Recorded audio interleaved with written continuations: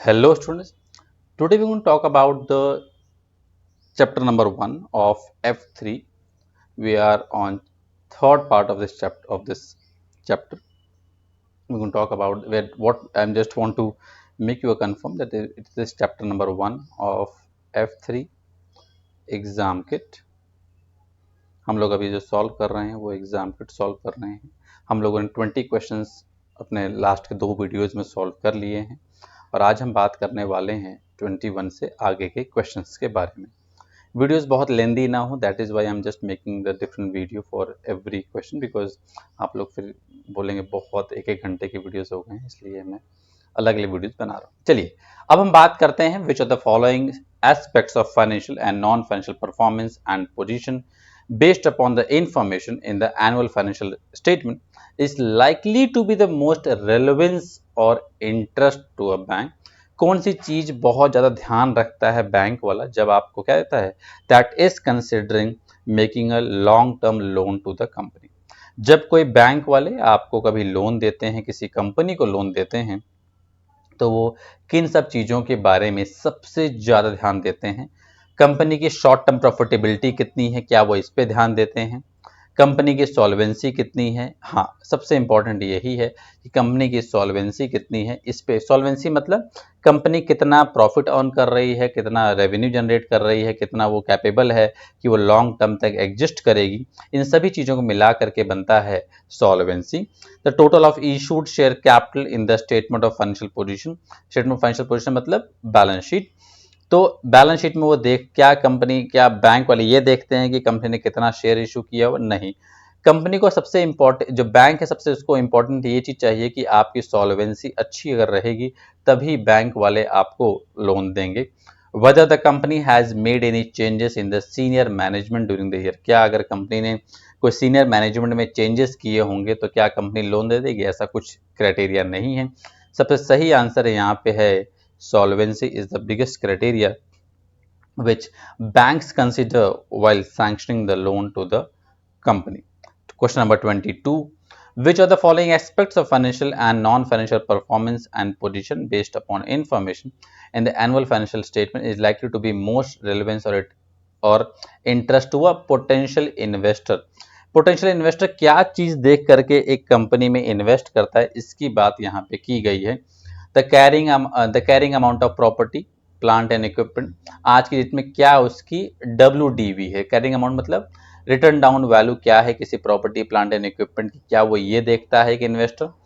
Company की solvency, long term profitability, इन सभी चीज़ों का क्या ध्यान दे पाता है? इन्वेस्टर को पता है ये सब चीज़ें इतनी जज नहीं कर पाता, क्योंकि इन्वेस्टर एक बहुत हाईली एजुकेटेड नहीं हो सकता, ठीक है ना, मतलब वो नॉर्मल रहता है, ठीक है। whether the company has developed a new product to sell, क्या कंपनी ने कोई नया प्रोडक्ट बनाया है कि नहीं अभी सेल करने के लिए? Current and the future profitability, तो सही आंसर है यहाँ पे डी। कंपनी जो है, यहाँ जो इन्वेस्टर है, पोटेंशियल मतलब होते हैं जो फ्यूचर में इन्वेस्ट करने का सोच रहे हैं, वो लोग क्या देखेंगे कि कंपनी की क्या आज की डेट में प्रॉफिटेबिलिटी है या नहीं है, और क्या कंपनी की फ्यूचर में प्रॉफिटेबिलिटी होने की पॉसिबिलिटी है या नहीं है। इन सब चीज़ों को ध्यान में रखते हुए वो कंपनी में इन्वेस्ट करते हैं। तो इसका सही आंसर हो गया डी, दैट इज कि भैया पोटेंशियल इन्वेस्टर्स प्रॉफिटेबिलिटी पे ध्यान देते हैं। क्वेश्चन नंबर 23 की अगर बात की जाए साहब, तो लिखी गई हैं बातें, which are the following items in the IFRS advisory council is responsible for. इसमें से किन चीज़ों के लिए IFRS एडवाइजरी काउंसिल रिस्पॉन्सिबल होता है? मैं आपको टेबल बना के दिखा देता हूँ। यहाँ का जो टेबल होता है, एक होता है IFRS फाउंडेशन। आप लोग जब अपने स्टडी टेक्स्ट में ना चैप्टर नंबर 2 पे जाएंगे तो आपको वहाँ पे ऐसा कुछ टेबल दिखाई देगा, IFRS फाउंडेशन, फिर एक दिखाई देगा इंटरनेशनल अकाउंटिंग स्टैंडर्ड बोर्ड दिखाई देगा, फिर उसके नीचे दिखाई देगा international accounting IFRS sorry international financial reporting standards IFRS IC। इसके बाद इंटरप्रिटेशन कमिटी, इसके बाद यहाँ पे आपको दिखाई देगा IFRS AS that AC that is advisory council. तो एडवाइजरी काउंसिल का क्या काम होता है? एडवाइजरी काउंसिल का काम होता है कि वो इनको एडवाइस देते हैं इनको भी एडवाइस देते हैं, और साथ ही साथ साहब ये ट्रस्टी होते हैं, मेन हेड होते हैं फाउंडेशन में, ट्रस्टी होते हैं, और साथ ही साथ साहब क्या लिखा है, they give advice to IASB और टू ट्रस्टी, ये इनको एडवाइस देते हैं। इसके बाद they give advice to IASB on agenda decision, क्या एजेंडा होना चाहिए, किन किन चीज़ों पे आपको स्टैंडर्ड्स बनाने चाहिए, ये सभी चीज़ें एडवाइजरी काउंसिल जो होता है वो इनको एडवाइस देता है। तो यहाँ पे दोनों ही पॉइंट सही हैं, तो इसलिए इसका आंसर हो जाएगा ए, दैट इज बोथ 1 and 2। तो ये डायग्राम आपको ना आपके स्टडी टेक्स्ट में, आप चैप्टर नंबर 2 में आप अगर देखेंगे तो आपको दिखाई देगा साहब वहाँ पे, ठीक।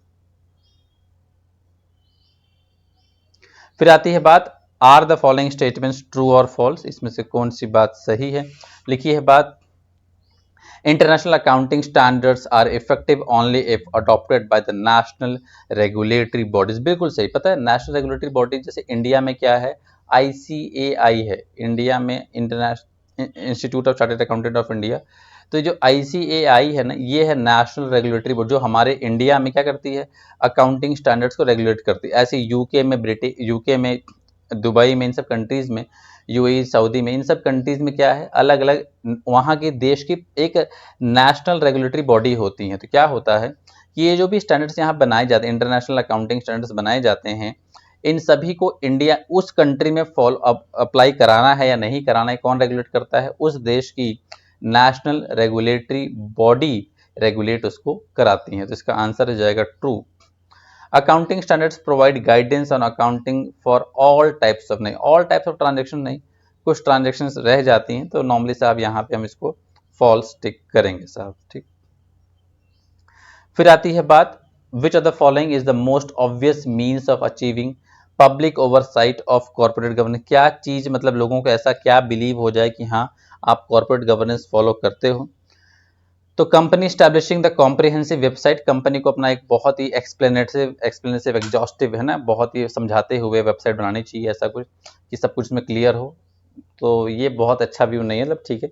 पब्लिकेशन ऑफ एनुअल रिपोर्ट, हाँ ये बताना चाहिए कि हमने साल भर में क्या किया, और हमने साल भर में अपने अकाउंट्स को पब्लिश करना चाहिए, किसके लिए, पब्लिक के लिए। हमें अपने एनुअल रिपोर्ट, हमने क्या क्या काम किया और फ्यूचर में क्या काम करने वाले हैं, ये हमें एनुअल रिपोर्ट में हर साल अगर हम पब्लिश करते हैं, तो इसका मतलब हम कॉर्पोरेट गवर्नेंस है, मतलब हम हर चीज़ का कंप्लाई कर रहे हैं, पहली चीज़। और हमारे कंपनी के अंदर क्या है, ट्रांसपेरेंसी है। तो ये कब साबित होगा, अगर आप एनुअल रिपोर्ट पब्लिश करो और अपने बुक्स ऑफ अकाउंट्स को जनता के लिए खोल दो कि हाँ आप लोग हमारी किताबों को देखें कि हमने क्या क्या सेल्स, क्या क्या परचेज साल भर में किया है, कहाँ कहाँ रिजर्व्स रखे हैं। अगर हम ये बी वाले पॉइंट को फॉलो करते हैं, इसका मतलब ये हुआ कि हम लोग कॉरपोरेट गवर्नेंस को फॉलो कर रहे हैं। Press announcement of all significant development, हाँ ये भी अच्छी बात है, ये भी अच्छी बात, लेकिन पता है अब यहाँ वही वाली बात हो गई। अब आप ये कहोगे सर ये भी corporate governance, yes this is also corporate governance, but best, अगर जो बेस्ट डिफाइन करता है वो ये है, share holder access to annual general meeting, share holders annual general meeting में आना चाहिए, मतलब उनको हमें क्या कहते हैं, इन्विटेशन देना चाहिए कि आप आएँ, ये भी बात सही है, लेकिन बेस्ट भाई यहाँ पे बी है। तो आप लोग प्लीज बी को ही आंसर टिक करें।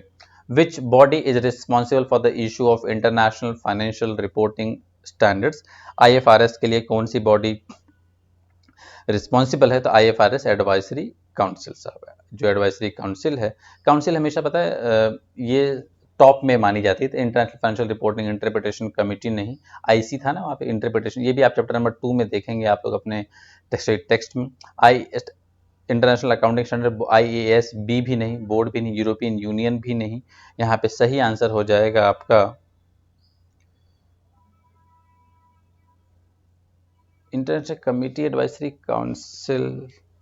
बोर्ड आपका यार ज़्यादा इंपॉर्टेंट, क्योंकि पता है इंटरप्रिटेशन कमेटी बोर्ड इंपॉर्टेंट हो सकता है मुझे लगता है।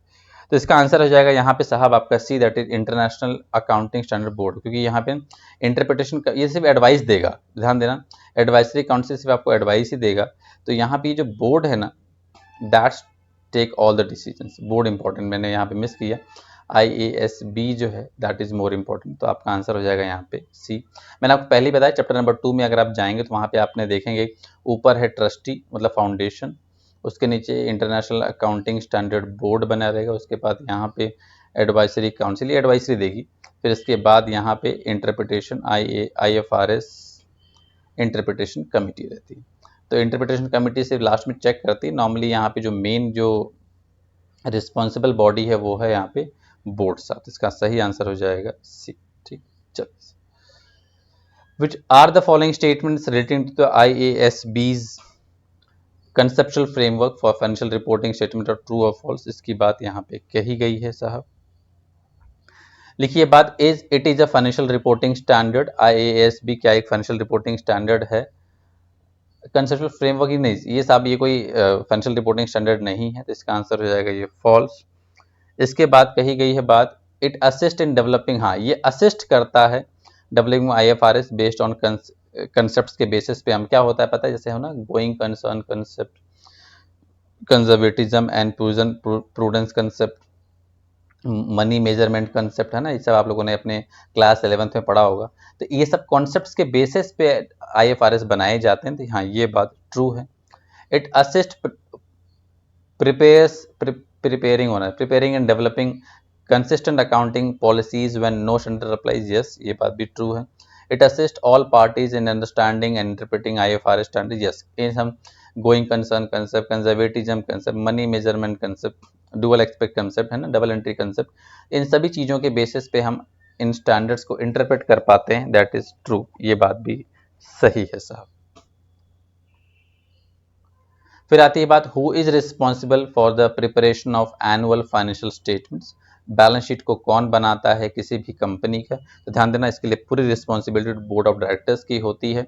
तो कहीं देखो यहाँ लिखा होगा the chairman of the board of chair of the board, नहीं चेयरमैन, जो बोर्ड का डायरेक्टर, बोर्ड ऑफ डायरेक्टर्स का जो चेयरमैन होता है, जो बोर्ड होता है हमारा, बोर्ड का जो चेयरमैन होता है सिर्फ उसकी रिस्पॉन्सिबिलिटी नहीं होती है, ये पूरे बोर्ड की बोर्ड के अंदर चेयरमैन भी शामिल होता है, बोर्ड ऑफ डायरेक्टर्स कलेक्टिवली। तो बी आंसर सही है। ध्यान देना, जो भी एनुअल फाइनेंशियल स्टेटमेंट बनाए जाते हैं, बैलेंस शीट बनाई जाती है, उसकी रिस्पॉन्सिबिलिटी किसकी होती है? उसकी रिस्पॉन्सिबिलिटी बोर्ड की होती है। Board of finance directors only, no ये बात गलत है। एक्सटर्नल ऑडिटर्स, ये बात भी गलत है साहब। Which are the following statements best explain directors responsibility in relation to conflict of interest that may arise between the personal interest of directors and those of the company। मतलब एक directors अपना कुछ पर्सनल बेनिफिट चाह रहा है और अगर कुछ कन्फ्लिक्ट होता है तो साहब यहाँ पे क्या चीज़ बेस्ट डिफाइन करती है? It is illegal to a conflict of interest to arise between the personal interest of directors and those of the illegal, नहीं इलीगल नहीं, the directors must resign immediately as soon as they become aware of conflict between their personal interest। हाँ ठीक है, मतलब manageable है। Director must disclose, ये बात best है। अगर उनको लगता है कि अगर उनका कुछ पर्सनल इंटरेस्ट आ रहा है कि उन्होंने शेयर ओन पहले से कंपनी में किया हुआ है और अब कोई डिसीजन ऐसा ले रहे हैं जिसकी वजह से उन्हें कोई पर्सनल बेनिफिट होने वाला है, अगर उनको लगता है कि मैं यहाँ कुछ ऐसा डिसीजन कंपनी के लिए लेने वाला हूँ जिससे इनको खुद को पर्सनल बेनिफिट ज़्यादा होने वाला है, तो इसके बारे में उन डायरेक्टर को क्या करना चाहिए? कंपनी को इन्फॉर्म कर देना चाहिए, डिस्क्लोज कर देना चाहिए। ये बात यहाँ पे लिखी गई है साहब। लिखिए बात, a director must disclose a conflict between their personal interest and those of the company as soon as they become aware of it. The director can choose whether or not to disclose a conflict between their personal interest and those of the company। Director choose करेगा कि वो conflict जो interest arise जो हुआ है उसके बारे में डिस्क्लोज करें या नहीं, ये बात गलत है। उनको डिस्क्लोज करना ही करना चाहिए साहब। फिर आती है बात, which two of the following statements relating to the company director's responsibilities are true। इसमें से कौन सी बात जो कंपनी के डायरेक्टर के हिसाब से सही है, ये बात यहाँ कही गई है। Directors are collectively responsible for the preparation of annual financial statement, ये बात हम ऑलरेडी पढ़ चुके हैं। यस, एनुअल फाइनेंशियल स्टेटमेंट को बनाने की रिस्पॉन्सिबिलिटी किसकी होती है? डायरेक्टर्स की होती है। Directors are always personally liable for financial losses, no, personally liable नहीं होते हैं। जो भी कंपनी को लॉस होते हैं फ्रॉड या एरर्स इन द कंपनी, ये बात गलत है। All directors are legally required to hold a professional accounting और बिजनेस क्वालिफिकेशन, नो, कोई क्वालिफिकेशन होने की जरूरत नहीं है, कोई भी आदमी डायरेक्टर कंपनी का बन सकता है। Directors are collectively responsible for ensuring that the companies maintains adequate accounting records. Yes, directors are, सभी डायरेक्टर्स जो हैं वो कलेक्टिवली रिस्पॉन्सिबल होते हैं कि कंपनी को अपने एडिक्वेट अकाउंटिंग रिकॉर्ड्स मेंटेन करने चाहिए. This answer is also true. तो यहाँ पे जो आंसर है first and the last one is the true. तो ऑब्वियसली बात है, प्रोफेशनल डिग्री अगर होनी तो एलॉन मस्क, जेफ बेजोस, इन सबके पास एक अच्छी खासी डिग्री होनी चाहिए थी. Who is responsible for ensuring that annual financial statements are issued to shareholders and other stakeholders entitled to receive them? तो ऑब्वियसली बात यहाँ लिखी गई, कौन रिस्पॉन्सिबल होगा साहब यहाँ पे, है ना. तो यहाँ लिखी है बात कि जो भी चीज़ें यहाँ पे लिखी गई हैं एनुअल फाइनेंशियल स्टेटमेंट में, कि सभी को मिला है कि नहीं, मतलब सभी शेयर होल्डर्स को हमारे जो एनुअल फाइनेंशियल स्टेटमेंट हैं वो सबको मिला या नहीं, ये कौन ध्यान रखेगा. तो इसकी सही बात देखिए दिखी जाए, द एक्सटर्नल ऑडिटर नहीं, जो ऑडिटर होता है उसकी कोई रिस्पॉन्सिबिलिटी नहीं होती है. फाइनेंशियल डायरेक्टर्स ओनली नहीं, द चेयरमैन नहीं. हाँ, बोर्ड ऑफ डायरेक्टर्स की रिस्पॉन्सिबिलिटी होती है कि वो देखें कि जो भी यहाँ पे हमारा जो रिपोर्ट है, एनुअल रिपोर्ट है, एनुअल फाइनेंशियल स्टेटमेंट है, वो सभी शेयर होल्डर्स तक पहुँचा है कि नहीं, ये उनकी रिस्पॉन्सिबिलिटी होती है. Which of the following statements contain a definition of corporate governance? Corporate governance मैंने पहले ही कहा, अगर आपको लगे कि वहाँ पे सभी कंप्लायंसेस, जितने भी लॉ से कंप्लायंसेस होने चाहिए, लॉ से रिलेटेड, वो सभी हो रहे हैं कि नहीं, अगर आपको लगे हो रहे हैं, और अगर आपको लगे कि वहाँ पे ट्रांसपेरेंसी मेंटेन की जा रही है, तो समझ जाइए वहाँ पे कॉर्पोरेट गवर्नेंस हो रहा है.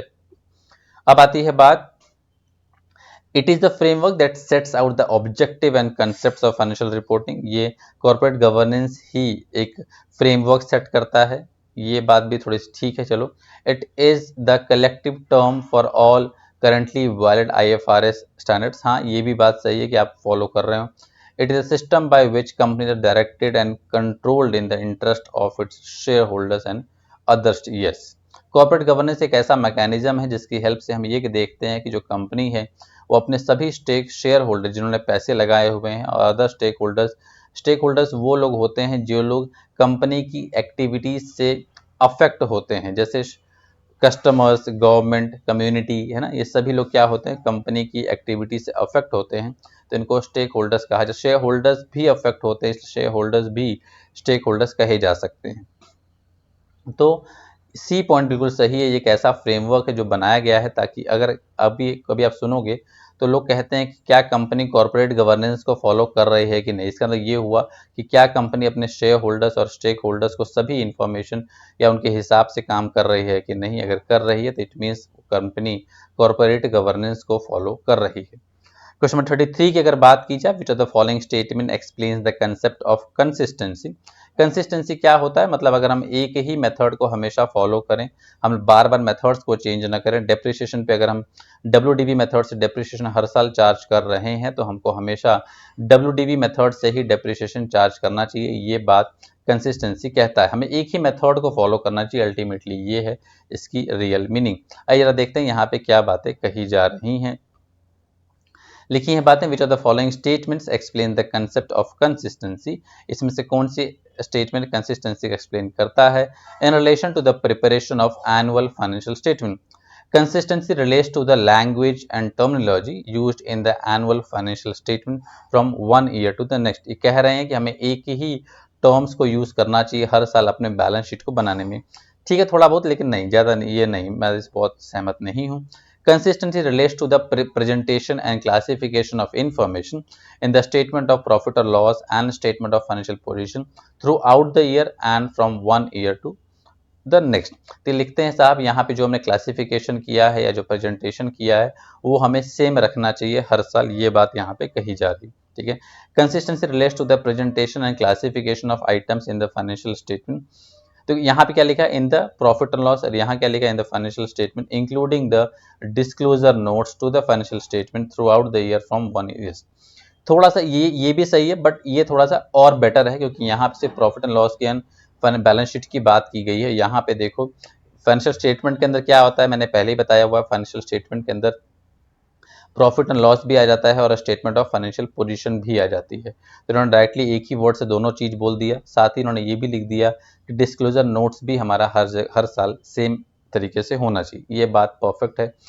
Consistency relating to the applications of IAS and IFRS standards, हमको हर साल जो स्टैंडर्ड्स है वो सेम मेंटेन करनी चाहिए, ये बात भी सही है। बट बेस्ट यहाँ पे जो आंसर आ जाएगा वो आपका आ जाएगा see, that is consistency related to the presentation and classification की बात। तो दिस वॉज चैप्टर नंबर 1, और अगले वीडियो में हम चैप्टर नंबर 2 के बारे में बात करेंगे, और हम यहाँ से बात करेंगे the qualitative characteristics of the financial information. इस टॉपिक की हम बात करेंगे। Thank you so much for everyone for watching my videos, और खूब पढ़ाई करें, खूब अधिकारी बने। Thank you so much.